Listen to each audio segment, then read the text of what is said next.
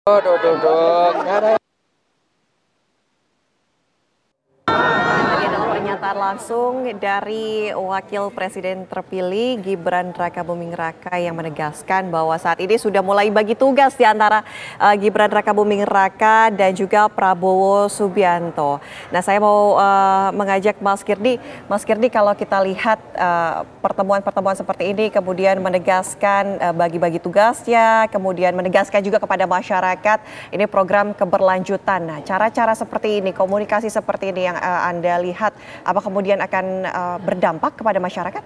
Kalau berdampak, saya yakin bahwa itu akan ada dampaknya. Kan pertanyaannya bukan berdampak atau tidak, seberapa besar dampaknya. Nah, besarnya dampaknya ini hanya bisa tanda petik dipastikan supaya besar dampaknya adalah gimmick tadi yang saya katakan harus dibarengi dengan substansi. Substansi itu isinya apa sih? Isinya kerjaan benar, hasil karya yang benar-benar dilakukan. Yang tadi perubahan regulasi, distribusi, benar-benar pemotongan pungli, korupsi, dan lain sebagainya. Nah, jadi berdampaknya itu bukan hanya dari sisi pandang bahwa ada yang belusukan, segala macam. Belusukan bagus, sangat bagus bahkan. Sehingga rakyat merasa dekat, rakyat melihat bahwa pemimpinnya peduli. Nah, tetapi itu menjadi sesuatu yang sifatnya kan simbolis.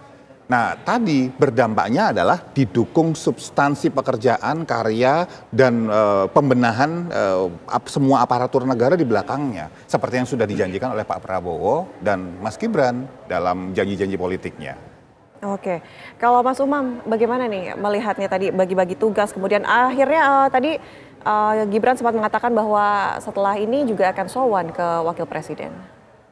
Ya, saya pikir itu adalah sebuah rangkaian jadwal yang sudah terjadwal ya.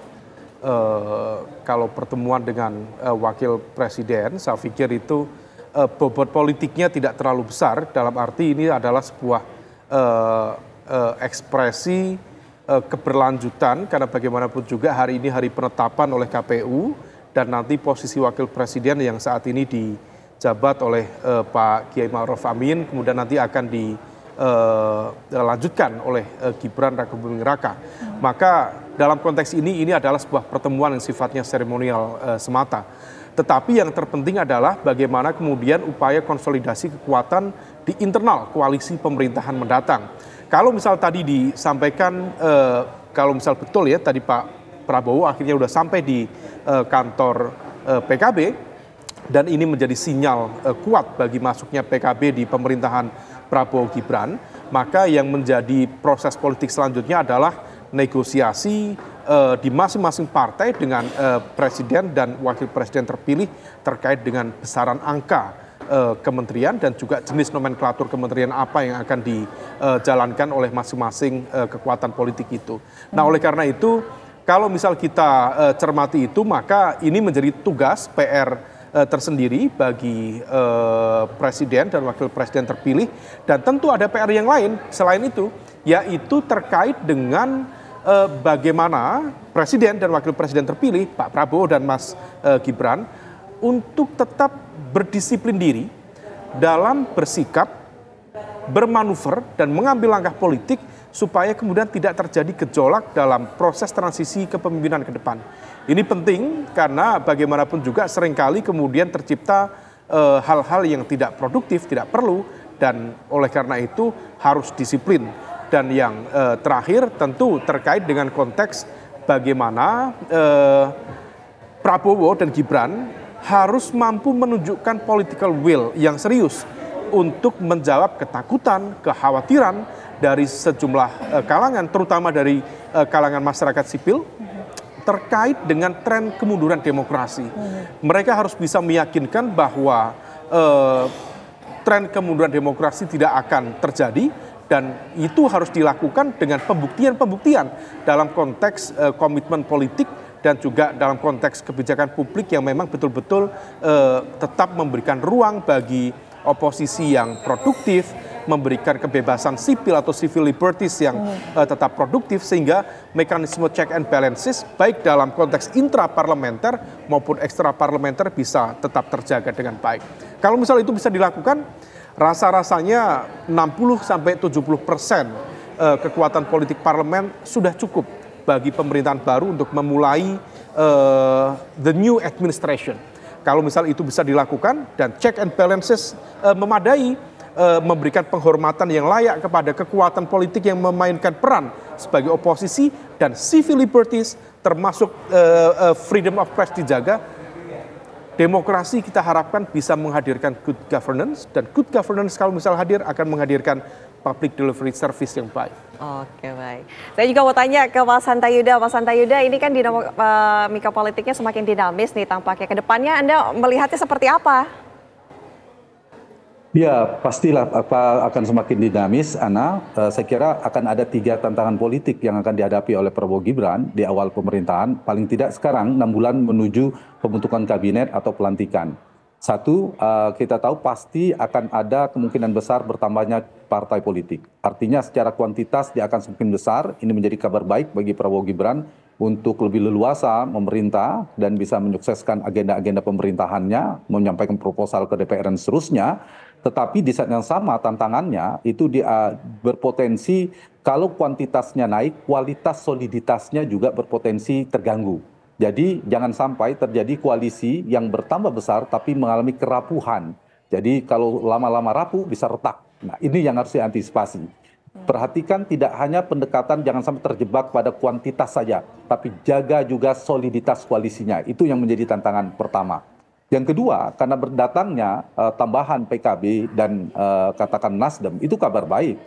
Sangat menjadi berita yang sangat menyenangkan bagi Pak Prabowo. Tapi apakah itu akan menyenangkan partai lain? Belum tentu. Misalnya katakanlah Partai Demokrat dengan bergabung dengan Nasdem kan belum tentu mereka ikut bergembira. Nah, karena itu tantangan kedua Pak Prabowo dan Gibran, terutama Pak Prabowo adalah bagaimana mengelola bandul di internal koalisi, keseimbangan di internal koalisi yang terkait dengan soliditas tadi. Kan di sana ada orang kuat, ada Pak Jokowi sendiri, kemudian ada Pak SBY. Nah, dengan hadirnya Pak Surya Paloh, kemudian ada Pak Muhaimin, apalagi ada Ibu Megawati, itu akan bandul politiknya akan dinamis, saling mengimbangi. Tidak ada, karena semuanya orang kuat, tidak ada yang paling kuat. Kalau tidak ada yang paling kuat, maka Pak Prabowo akan menjadi penentu.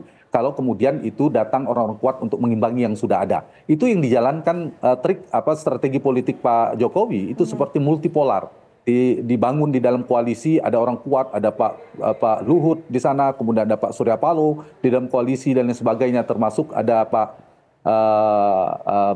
figur-figur kuat di sana, termasuk Pak Prabowo sendiri. Jadi sangat dinamis. Nah, karena itu tantangan yang lainnya adalah bagaimana Pak Prabowo bisa membentuk skema politik, pola bandulnya, apakah bipolar, dua kekuatan akan terbelah di dalamnya, Pak Prabowo berhadapan dengan koalisi, itu posisi yang berbahaya, atau tripolar, atau dibiarkan tanda petik multipolar. Jadi kekuatannya berserakan, sehingga tidak perlu ada misalnya sekretariat gabungan koalisi, apalagi nanti di luar ada sekretariat gabungan koalisi atau barisan koalisi yang dipimpin oleh seseorang menjadi ketua barisan koalisi, itu menurut saya menyulitkan Pak Prabowo. Tapi kalau tidak ada seperti sekarang Pak Jokowi, itu justru Pak Jokowi akan menjadi penentu. Itu poin yang kedua. Terakhir yang ketiga, tantangannya adalah terkait dengan semangat rekonsiliatif yang dibangun oleh Pak Prabowo. Itu sepertinya Pak Prabowo pengen sekali membidik bertemu dengan Ibu Mega, supaya kesan itu tertangkap oleh publik. Jadi selain pesan rekonsiliasi, bagaimana tadi membangun trust publik tentang demokrasi kita dan sebagainya, ini juga perlu menjadi PR bagi Pak Prabowo.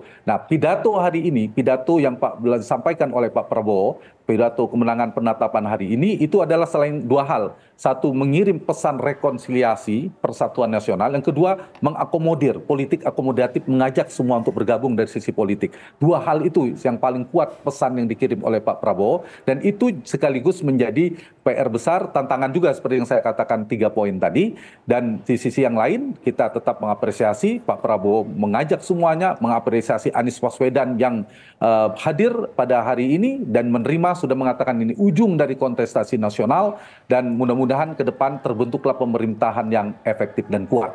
Bukan yang kolutif. Kalau kolutif itu di mana eksekutifnya sangat heavy, sangat kuat sekali, sementara legislatif hanya jadi stempel pemerintah. Sehingga tidak imbang, sifatnya potensi kolutif. Tapi sebaliknya, kalau legislatifnya terlalu kuat, eksekutifnya lemah, ini juga tidak baik, konfrontatif, menyulitkan untuk pemerintah.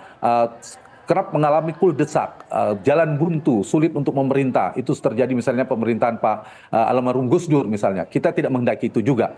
Tapi yang kita inginkan di tengah-tengah efektif, efektif dan kuat. Artinya ada di dalam pemerintahan, dia cukup untuk mendapatkan dukungan parlemen untuk menyukseskan agenda-agenda pemerintahan. Tadi modalnya sudah lebih dari cukup, 70-an%, tetapi kita tetap menghendaki ada yang di luar pemerintahan. Saya termasuk mendorong PD Perjuangan untuk tidak di dalam pemerintahan bersama PKS, mengontrol di dalam pemerintahan, efektif mereka dipertemukan oleh kepentingan rakyat dan konstitusi. Jadi kalau konstitusi, sesuai konstitusi, sesuai kepentingan rakyat, mereka harus bersatu. Tapi sebaliknya mereka harus berpisah. Dan terakhir, mungkin barangkali kalau PD Perjuangan ada pertemuan, ada titik rekonsiliasi, seperti Pak Prabowo katakan, tidak harus berada di dalam pemerintahan, jalan tengahnya, supaya PDIP untuk menjaga marwah dan dalam persepsi publik, bisa jadi ada pertemuan, ada tanda petik rekonsiliasi, tapi posisi Ketua DPR itu tetap aman dimiliki oleh PD Perjuangan, negosiasinya sehingga Undang-Undang MD3 tidak diubah. Itu mungkin catatan dari saya. Ana, sekaligus saya pamit dulu. Ana, Mas Kirdi dan Mas Umam ya. Baik, Mas Hanta, terima kasih sudah bergabung di Breaking News TV One. Dan juga mungkin masih ada pertanyaan ini mungkin untuk Mas Umam, Mas Kirdi juga. Nanti masih ada gugatan di PT UN, tapi kami akan kembali pemirsa Breaking News dengan Vena Kintan usai jeda sesaat lagi.